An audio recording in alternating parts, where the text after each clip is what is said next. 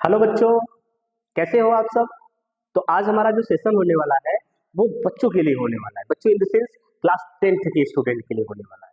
और जो बच्चे यूपी बोर्ड से पढ़ रहे हैं उनके लिए स्पेशल क्लास होने वाला है। ठीक है ना। बेसिकली उनके लिए ही क्लास होने वाला है।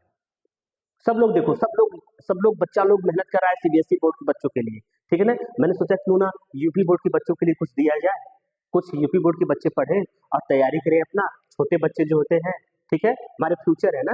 आपको हम फ्यूचर कह सकते हैं। आप कौन क्या है बच्चा? फ्यूचर है। तो फ्यूचर, चलो हम स्टार्ट करते हैं एक सेशन को। वो सेशन होगा क्लास 10th की बच्चों के लिए। और उस सेशन में हमको क्या पढ़ाएंगे बच्चा? केमिस्ट्री। एक सेकेंड बच्चा लोग, क्या होगा? केमिस्ट्री का क्लास होगा। ठीक है। तो साइंस का जो केमिस्ट्री का पार्ट है जिसमें बेसिकली 4 लेसन है, इसको हमको समझना है और पढ़ना है और नोट्स बनाना है। ठीक है। तो अभी आप लोग सीरीज से तैयारी कर रहे होंगे। हाँ जी, हाँ सीरीज से तैयारी कर रहे होंगे। तो थोड़ा इससे तैयारी करिएगा, आपको अच्छा लगेगा। समझिए कौन सा चैप्टर पढ़ने वाले हैं हम लोग? कार्बन एवं उसके यौगिक। आप लोग इससे पहला लेसन क्यों नहीं पढ़ा रहे हो? देखो बच्चों, पहला लेसन अब अप्रैल से पढ़ते हुए आ रहे हो। ठीक है। प्रतिस्थापन अभिक्रिया, सब्स्टिट्यूशन जिसे बोलते हैं, फिर उष्माक्षेपी, उष्माशोषी, उदासीनीकरण, ये जितने भी डेफिनेशन है इसको आप लोग पढ़ते हुए आ रहे हो। वियोजन, अपघटन, ठीक है ना। तो इसको आप लोग अच्छे से पढ़ चुके हो। एटलीस्ट जो अभी तो हमारा टर्म आया होगा वो आया होगा कार्बन एवं उसके यौगिक। हमको पढ़ना है कार्बन। तो हम इसमें इस सेशन में आपको पढ़ाएंगे कैसे कि कैसे क्वेश्चन पूछा गया है और कैसे आपको आंसर देना है। ठीक है ना। ये मैटर करता है। नॉलेज है, ठीक है, नॉलेज का वो मैं उसको नहीं कह रहा हूँ, लेकिन क्वेश्चन का आंसर कैसे देना है ये जरूरी होता है। बच्चे लोग पढ़ते हैं, तैयारी करते हैं, सब कुछ प्रॉपरली करते हैं, लेकिन एटलीस्ट क्या हो जाता है, क्वेश्चन का आंसर कैसे देना है ये प्रॉब्लम फंस जाती है। इसलिए कॉलेज होता है, हर क्लासेस होते हैं, उसमें हमेशा कंटिन्यूअस टेस्ट का ऑर्गेनाइजेशन कराना चाहिए जिससे बच्चे टेस्ट दें और उनको समझ में आए कैसे लिखना है। ठीक है ना। ये मार्क डिफाइन नहीं करेगा कि आप तेज है पढ़ने में, क्या है तेज, वो अलग बात है। ठीक है। चलिए समझते हैं हम क्या अपने सिलेक्शन को, कार्बन एवं उसके यौगिक। और यूपी बोर्ड के बच्चों के लिए है और जिनको एनसीईआरटी पढ़ना है वो पढ़ सकते हैं। ठीक है ना। सीबीएसई बोर्ड के बच्चों के लिए अलग सेशन चलेगा। ठीक है। आइए हम समझते हैं क्वेश्चन कैसे हमको पूछता है कि कार्बन क्या होता है। कार्बन क्या होता है? तो हम पूछ रहे हैं आपसे, आप बताओ कार्बन क्या होता है। तो आप बोलोगे सर कार्बन क्या होता है इसको बता पाना तो बहुत इजी है। तो हमने पूछा चलिए बताइए कैसा क्या इजी है। तो आप बता रहे हो जो कार्बन होता है सर उसका प्रतीक सी होता है। वही तो हम भी बोल रहे हैं। कार्बन एक रासायनिक तत्व है जिसका प्रतीक क्या होता है? सी होता है। और परमाणु क्रमांक 6 होता है, मतलब 6 होता है। और सबसे खास बात कार्बन के बारे में ये है कि कार्बन एक अधातु होता है। आप जानते हो अधातु? धातु किसे कहते हैं? जो इलेक्ट्रॉन को दे सके। अधातु किसे कहते हैं? जो इलेक्ट्रॉन को ग्रहण कर सके, उसे हम क्या कहेंगे? अधातु कहेंगे। अब समझिए तत्व है। अब देखो ये पृथ्वी पर जीवन का आधार माना जाता है क्योंकि जितने भी क्या कौन से बच्चा जैविक यौगिक है उसमें क्या पाया जाता है? कार्बन पाया जाता है। मैक्सिमम कार्बन पाए जाते हैं। कार्बन की विशेषता यह है कि यह अपने आसपास से अन्य तत्वों से मजबूत सहसंयोजक बंध बनाता है। ये लो नया टर्म, ये आ गया हम लोगों को नया टर्म, सहसंयोजक बंध। मतलब कार्बन ना बड़ा वो मीडिएटर इंसान है।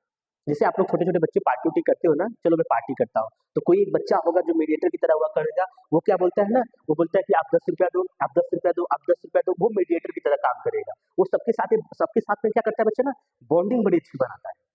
उनके बीच में बॉन्डिंग अच्छा अंडरस्टैंडिंग करता है, समझ उनके बीच में अच्छी होती है।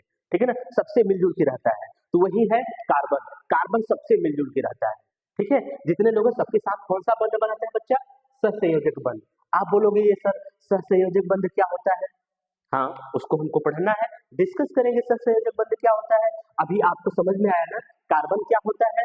कहीं आंसर क्वेश्चन आ जाए कार्बन क्या होता है, आपको आंसर देना है। कार्बन का जो प्रतीक होता है वह सी होता है। कार्बन एक रासायनिक तत्व है जिसका परमाणु क्रमांक 6 होता है। यह अधातु होता है। प्रॉपरली समझ में आया? ओके। फिर उसके बाद ये क्या बनाता है बच्चा? सहसंयोजक। और सबसे खास बात ये है ना, सबसे खास बात देखिए जरा, इनके बारे में बात करिए। ये जैविक यौगिकों में कार्बन पाया जाता है। जितने जैविक यौगिक पाए जाते हैं ना, एटलीस्ट आप भी कार्बन से मिलकर बने हुए हो। आप बोलोगे हैं हम कार्बन से मिलकर बने हैं, ऊपर से नीचे देखो कार्बन दिखाई नहीं दे रहा है कि हम कार्बन से बने हैं कि नहीं बने हैं। देखो बच्चा, हम पीरियाडिक टेबल लिए, ठीक है, पीरियाडिक टेबल लिए हैं। तो पीरियाडिक टेबल के देखो, पीरियाडिक टेबल हमारे पास है ना, आपके सिलेबस से इसको तो कट कर दिया गया है, ठीक है। सोचिए जरा, इतना इंपॉर्टेंट लेसन को कट करके हटा दिया है। चलिए समझते हैं, थोड़ा सा बस समझना है आपको।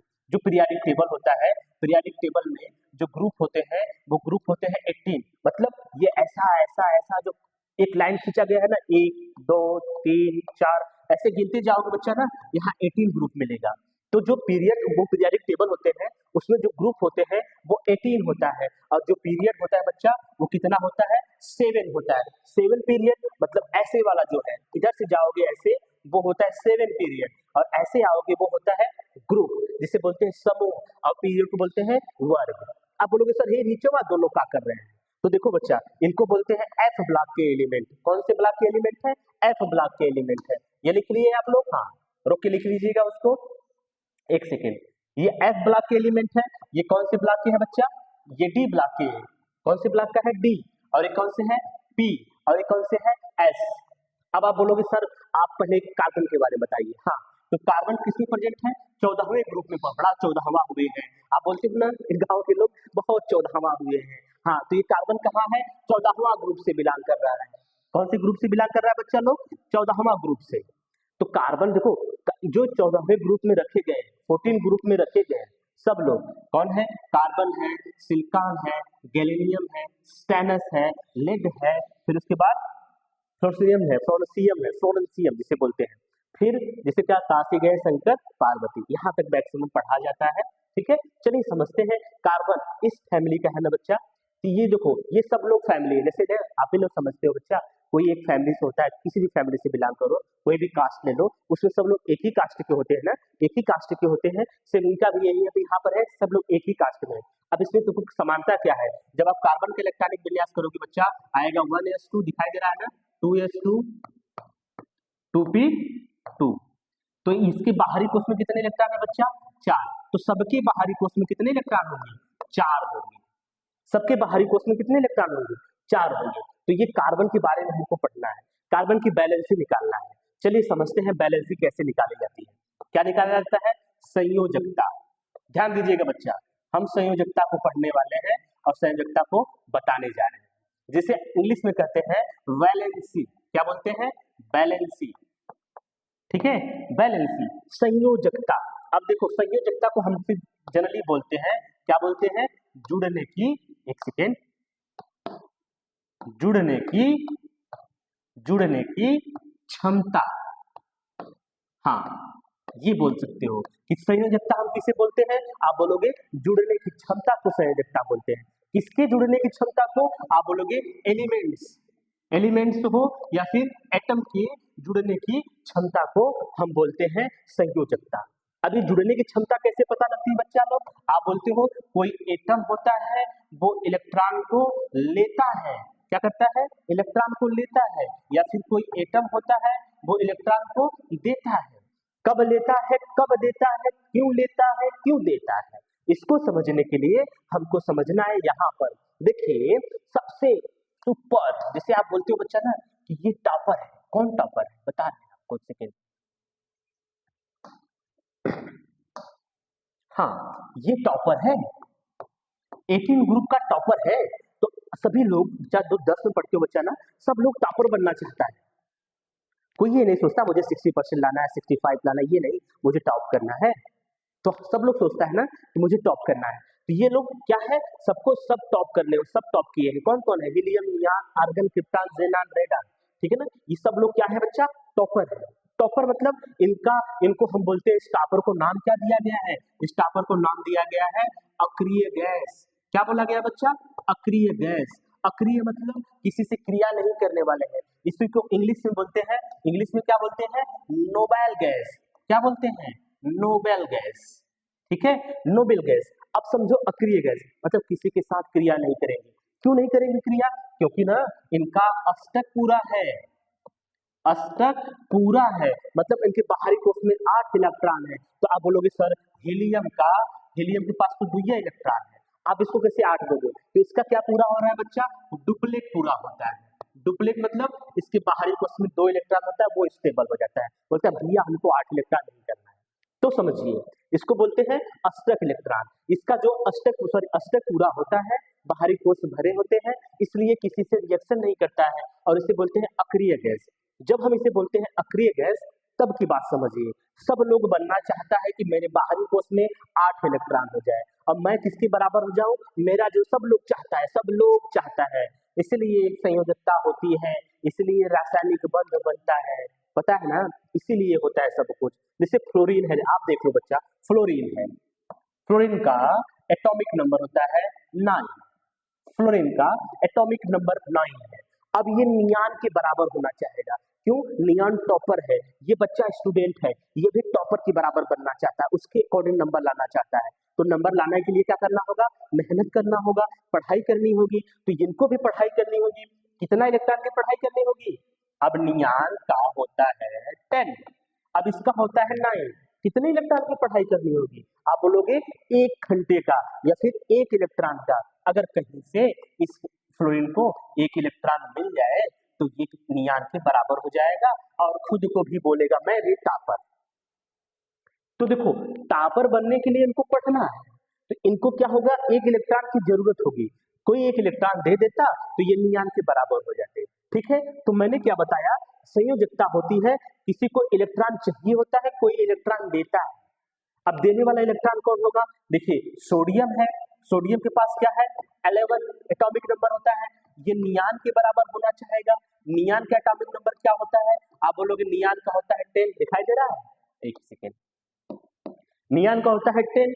अब सोडियम देखो, सोडियम को 10 बराबर होने के लिए अब इसके पास एक्सेस इलेक्ट्रॉन है ना, ज्यादा इलेक्ट्रॉन है ना, तो ये इलेक्ट्रॉन को अपने दे देगा। तो सुनो, इलेक्ट्रॉन को त्याग कर, इलेक्ट्रॉन को ग्रहण करके किसी एटम के साथ जो बंध बनाते हैं वही कहलाती है संयोजकता। क्या कहलाती है? संयोजकता कहलाती है। सिंपली आपको कहना होगा संयोजकता क्या होती है? जुड़ने की क्षमता होती है। ठीक है, तो सबकी संयोजकता का हम अलग से एक सेशन लेंगे, उसमें बताएंगे। अब हम सिलेबस पे चलते हैं। सिलेबस का हमारा जो नेक्स्ट क्वेश्चन है वो आता है कि कार्बन के कितने अपर रूप होते हैं? एलोट्रोप्स ऑफ कार्बन बीएससी के क्लास में भी पूछा जाता है। सोचो, आपसे नहीं, क्लास 6 से शुरू होता है, बीएससी तक जाता है, केमिस्ट्री कहाँ तक जाएगा? उसकी भी एक लिमिट है। तो देखो क्वेश्चन कैसा आता है बच्चा? कार्बन क्या होते हैं, कार्बन के अपर रूप को लिखो। तो कार्बन क्या होते हैं आपने बता दिया, कार्बन के अपर रूप कैसे लिखना है? कार्बन को आप बोलोगे कार्बन के कई अपर रूप होते हैं। कितने अपर रूप होते हैं? कई। लेकिन मुख्यतः हम कौन से कितने पढ़ते हैं? 3। कौन कौन सा? यस, सबको पता है। हाँ, कौन कौन सा? हीरा, ध्यान दीजिए, जो पहला है वो है हीरा, ठीक है, जिसे इंग्लिश में बोलते हो डायमंड। दूसरा क्या है बच्चा? दूसरा है ग्रेफाइट, जिसे आप इंग्लिश में ही बोलते हो ग्रेफाइट। तीसरा क्या है बच्चा? फ्लोरीन, फ्लोरीन जिसको आप बोलते हो इंग्लिश में फ्लोरीन। ठीक है, तीनों को हम पढ़ते हैं और समझते हैं। देखिए, ग्रेफाइट, सॉरी हीरा, डायमंड, हाँ कितने लोगों की ख्वाहिश है सर डायमंड की रिंग पहनना है? हाँ यही ना, हाँ डायमंड का रिंग पहनो, डायमंड का नेकलेस पहनो, डायमंड का तुम लोग बच्चा कड़ा पहनो, डायमंड की अंगूठी पहनो, रिंग वही हुआ ना, हाँ वो सब जो भी पहनना पहनो, ठीक है ना, पहनने के लिए थोड़ा सा पढ़ लो। हाँ, ये कार्बन है, कार्बन का सबसे सरल और कठोर रूप होता है क्या? हीरा। सिंपल और हार्ड, कठोर रूप होता है। दूसरा टर्म समझिए, इसमें प्रत्येक कार्बन परमाणु 4 अन्य कार्बन परमाणु से जुड़े हुए होते हैं। ठीक है, इसमें जितने भी कार्बन होते हैं 4 अलग अलग कार्बन परमाणु से जुड़े होते हैं। तीसरा देखो, यह पारदर्शी और अत्यधिक चमकदार होता है। कोई हीरा देखा है? मैं तो अभी तक नहीं देखा, रियल में देखो तो पता लगेगा। इसका उपयोग आभूषणों, ठीक है ना, ज्वेलरी, आभूषणों और काटने वाले औजार में किया जाएगा। अब लोग डायमंड से काटा जाता है, या भी सुन लो। देखो बच्चा, ये जो कार्बन है ना, कार्बन देखो स्ट्रक्चर देख लो। अभी हमारा कार्बन का इससे स्ट्रक्चर बना लेना बच्चा, हर जगह। पहले देखो तुमको सिंपली ना, आपको क्या बताते, बेंजीन का स्ट्रक्चर जानते हो ना, बेंजीन का, धीरे से किसी को बताना मत, पहले बेंजीन बना लो, ठीक है ना, 6 कार्बन बना लो। अरे ऊपर वाले कार्बन को जोड़ दो, फिर इस वाले कार्बन को जोड़ दो, यहाँ पे बेंजीन, जैसे बेंजीन बनाना है आप बनाते चल जाओ। स्ट्रक्चर देख लो, स्ट्रक्चर बहुत सिंपल होता है। एक बार प्रैक्टिस करोगे आपको आइडिया आ जाएगा, मैं बताऊंगा यही रह जाएगा।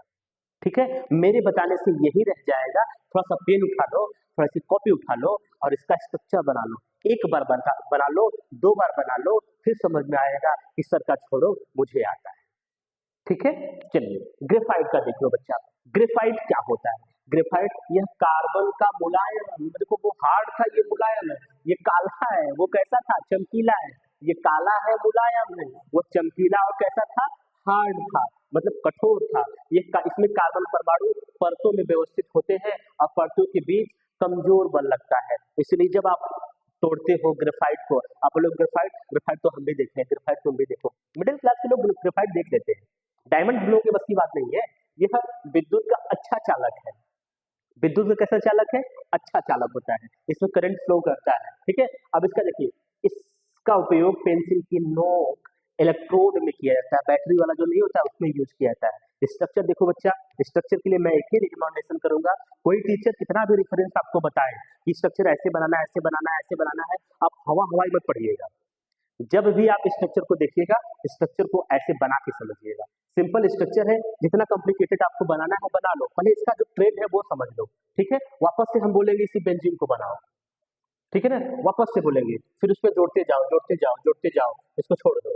ठीक है ना, ये कितना अच्छा स्ट्रक्चर है, स्ट्रक्चर आप बना लोगे। स्ट्रक्चर के लिए आपको पेन की यूज करना होगा, पेन और कॉपी यूज करेंगे, स्ट्रक्चर बना लेंगे।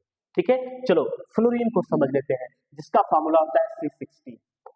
ठीक है ना, चलिए यह कार्बन का एक आधुनिक रूप है, जिसे पहले जल्दी में देखा गया है, जिसमें कार्बन परमाणु गेंद या नालिका नलिका जैसी संरचना बनाती है। ये देखो फुटबॉल जैसा स्ट्रक्चर बनाते हैं, लिख सकते हो, जिसमें कार्बन परमाणु फुटबॉल जैसा संरचना बनाते हैं।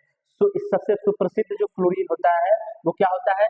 C60 होता है, C60, जिसे बॉकी बॉल कहा जाता है, वॉलीबॉल नहीं, बॉकी बॉल कहा जाता है। ठीक है, इसका उपयोग नैनो प्रौद्योगिकी और औषधि निर्माण में किया जाता है।